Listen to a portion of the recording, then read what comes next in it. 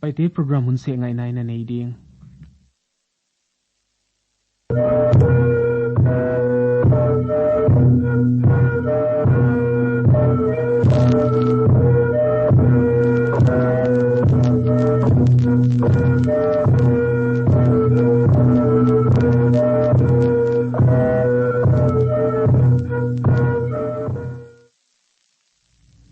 All India Radio Churchanpur Hongki Puang Hyang na FM megahertz ale khat point lia panahi ama sapenin paite program ngai tu te na vekun ni takpha tunini sim October somni le ni sangni le somni ninga ni in Kim Mary le lom tia pan phatnala ngai na bana COVID-19 to ge sai tu pon poi ngo ngai nai ni dingu tuin phatnala ama sapen dingin Kim Mary le lom tia panin zona to chila ina ngai dingu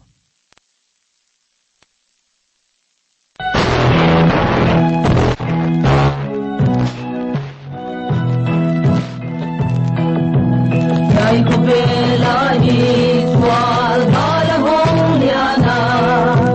Bang Jerusalem Bada kapay lai Atumabuan na kahong gilin siyangin Daw pa ng hong magay na kalawang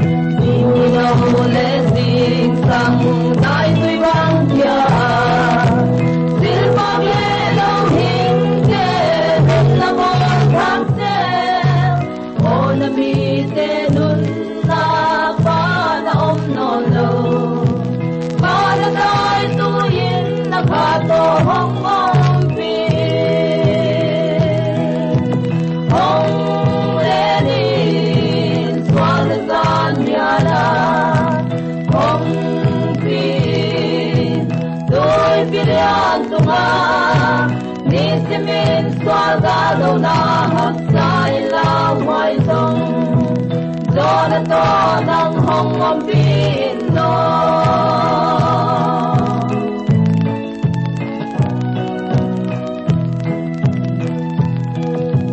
O kasogam leyo mo na dim sota Kel na te hong liana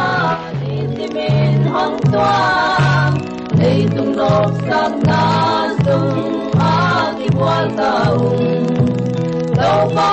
ng hong ilungay dam na hong piyain Hong lenis walasan miyala Hong pin Do'y pilyan tunga Nitimin swagado na haksay laway song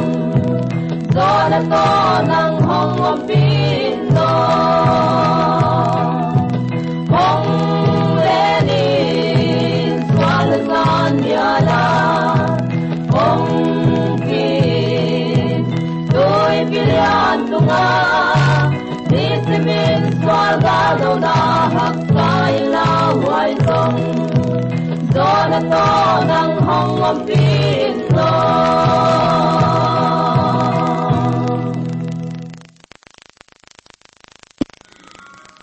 no nupa zingkal bel taka koy hodek nahi wale biakin hodek zeongo bang pathian bedek nahi wale khilna nga idam nangen dia hodek kahiu pathian biak chu bailam ta kahia mo hilele tetanus khom kikapa sisan khom tes nabol khata HIV syphilis ki khom tes na ki bolu hiale bangja ka HIV ki tes mok di kahiu no radio le TV khonga sol karte na poanteo zakhang lo mo now paite na alo thelo wathum be dam doina na ki tes tingu ahia wai bana HIV le syphilis tes khaite leng pelo wana tes nge nge dingu ave kare nupung bangja ka tes dikita wa HIV ko in kwan HIV positive ko ma kaum samwa no gel HIV ka be ke yu chi na ki thei chian wa hia oi Halloween chin mo no gel na ki ten maun HIV na test khau ya chi ka hi zo hoi tu ana ki test ka het lo ma ki wai voi ka gen HIV positive ka hi ke chi ki te sa thei ding a hi a wai chang in nau pai chi na ki thei phet changun HIV na test pa ding bang hiam cha anon HIV hon be khak sen ale ART na pat pa diwa hi anu apate na HIV ana be khaleu le naw pang hong piang ding tu HIV ki panina na hom bit zo diu wai ja kin nupi naw pai pe ma te na HIV test bol nge ding hi pathian dia chi khong jo chiglai pe le hi te hi tu ni mai HIV test ka bol sak pa ding wo ko ya ka ba test sak ding le bakwan pa online baki test sak pa no rims jenims bana manipura district hospital damdoin khatpewa le community health center bana primary health center ahi kele ki et sangna nai pen private hita he government hospital hita le khatpewa chiplai pewa ki test the gige ahi uche hi le tu ni mama in ka ki test su pa diu nu mo ole wa test sak pa wa wai ja ko khwa ale health and nutrition ni ding jing chang ahia nang le hong ho te in la adang kwa te hiam le hon zon khomi na ole nu hum jing chang in kong ho nge diu wai mo no te na HIV AIDS choki sai chang ta kana the no pule hiai toll free number khat bial kwa sagya chiklai pewa me te pau sap pau le vai pawa kan chet the gige ahi ki pa hoi mama nu bung toll free number khaden gen thang ma dile nu bung ole hi zen toll free number khamo khat bial kwa sagi e kha ole Hey dun da da khat be le ngok na khat be le se de gam bang sim mo be dong in dam lo song ha in khat be lam be ki sa do pa bang yam lo ki kelo ahoy na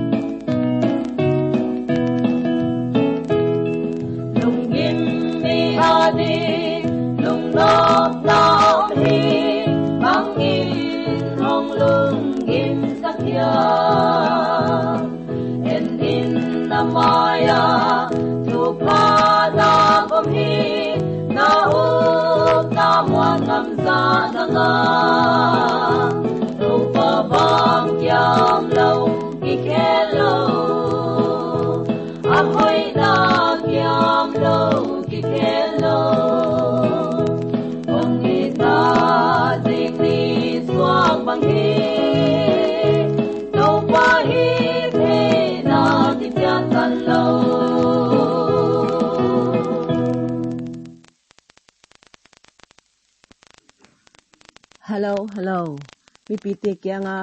kizak sakna poimo thupwan. Novel coronavirus COVID-19 ma ni let mi dang tibending dan yai bang ahiding. Hi ding te nakhot sabon le tu in sop siang gige in. Alcohol based hand sanitizer le zat the hi. Nakhot mit amo in siang ma le sop mun ahoy pen ahi. Khu hiam ha chia hiam hun chianga romol handkerchief ahi kele tissue papera inak le kam homdi ahi tissue zat sa te nin boma pai pa di ahi khosik na khaksa khuan om le doctor ki en sak pa in nakam le nanak tuamin mi pi ki khopna a hi thei tanin tel lo a hoi hi lo ding te khosik thu ki te anei le mi to ki ha nai lo a hoi namit nak kam te khut sil lawin khoi ken mi pi laka chil siat lo a hoi yai bang kigin mo na na nei le district hospital zwanin a hi ke le phone number 0385 2411668 0385 2411668 helpline a le kan the hi hello mi pi te kyanga kizak sakna thupuan novel coronavirus COVID-19 ma ni le midang te kiven ding dan yai bang a hi ding te na khot sabon le tuin sop siang gige in alcohol based hand sanitizer le zat the hi na khot mit amo in siang ma le sop mun a hoi pen a hi khu hiam ha chia hiam hun chianga romol a hi keile tissue paper a inak le kam hom ding a hi tissue zat sa te nin boma pai pa de hi khosik na khaksa khua na omle doctor ki en sak pa in nakam ne nanak tuamin mi pi ki khopna a hi thei tan in tel lo a hoi hi lo ding te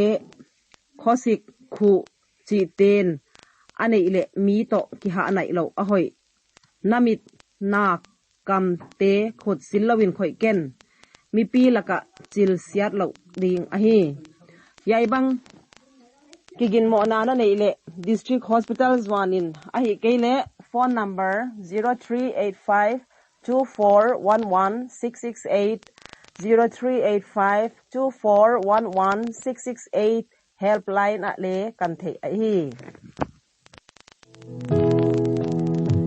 Pathian se sa dam sung mi tom tik sang hoi in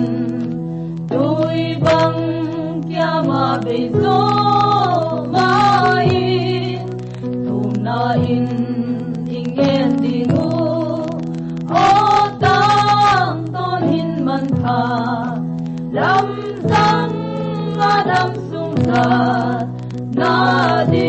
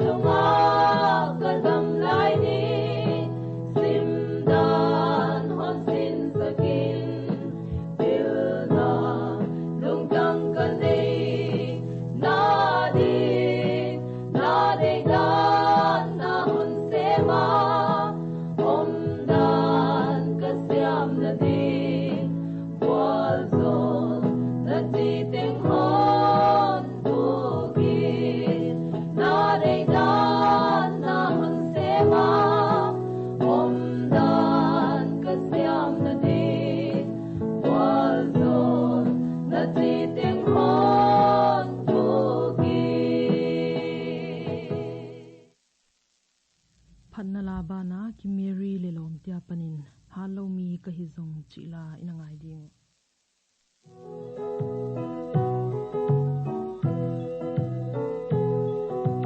halo mi ka hi zong ma thei na thu guk te lo pa in ke a ding in ane hopelin a te lo hopelin a te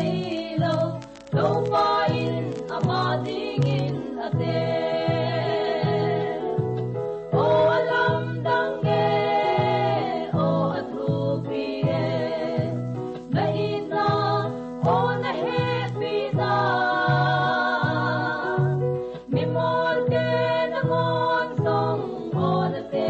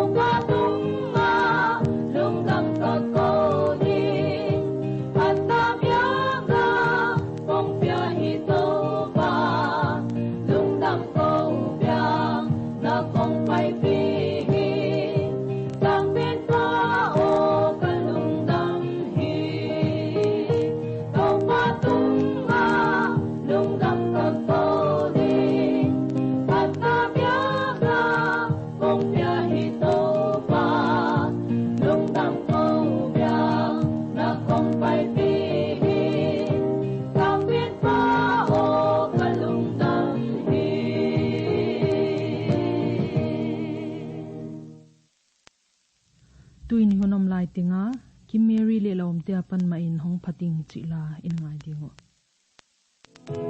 đâu pa nong in na lian hi wat pan na ta pa nong sol mo nei lo se su ke mo na kwa in si a ting lo ting in nong bol a kya ke siam nong tang sa kwa kya hi lo na van ho pi nong tang sa hong pa ting to ma na min thu pi hong pa ting Tang te su hong si te lam tang lua hi mi pil mi siam tam pi om mi hao mi hoi tam pi om a ting lâu ki bang nong te long tam lua hi